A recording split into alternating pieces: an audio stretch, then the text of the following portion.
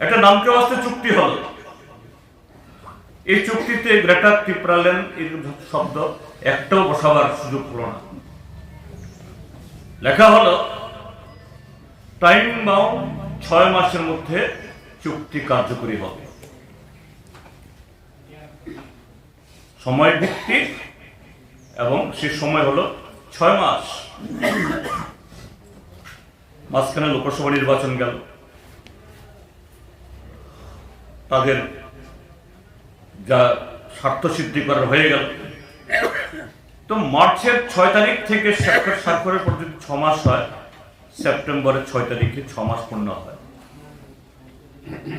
এই 6 মাসে এই চুক্তি নিয়ে একটা আলোচনা হলো না, একটা বৈঠক হলো না, দিল্লি থেকে কোনো প্রতিনিধি সফর করলো না। প্রণব নল তারপরে কি জবাব দেবেন? সেপ্টেম্বরের 21 তারিখ দিল্লিতে একটা মিটিং হলো। কি মিটিং? সে মিটিং একটা কমিটি করে দেওয়া হলো। এই কমিটি তো আগেও বহুবার হয়েছে, এনসি দেববর্মার সাথেও হাই পাওয়ার কমিটি হয়েছে। সেই কমিটি একটা মাইনস বের করে দিল। তারাও বলেছিল 6 মাসের মধ্যে ত্রিপুরাল্যান্ড হবে যদি বিজেপি আইপিএফ সরকার আসে। কিন্তু সেই এম্পাওয়ার কমিটি বা হাই পাওয়ার কমিটি একটা মাইনস বের করলো না। এটা 6 মাস হয়ে গেল। 21 সেপ্টেম্বর মিটিং হলো।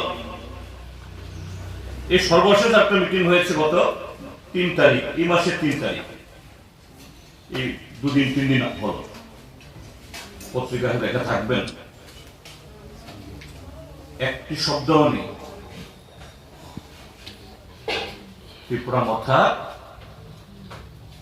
পালাবার রাস্তা করছে। কিভাবে এই সরলমতি মহিলা ছাত্র যাদেরকে নিয়ে 2021-এর এই খুমলুং এই এডিসি নির্বাচনে খুমলুং দখল করেছে, 2023-এর বিধানসভা নির্বাচনে সেখানে ভোট ভাগাভাগি করিয়ে বিজেপিকে ক্ষমতা আসতে সুযোগ করে দিয়েছে, এখন আবার সেখানে চলে গেছে।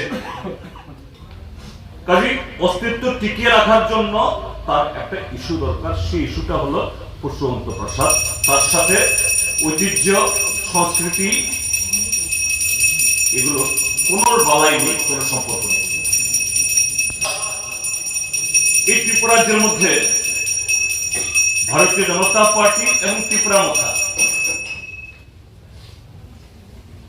এডিসিতে ত্রিপুরা মথার 100% তাদের দখল। 4 বছর ধরে নির্বাচিত ভিলেজ কমিটি নেই।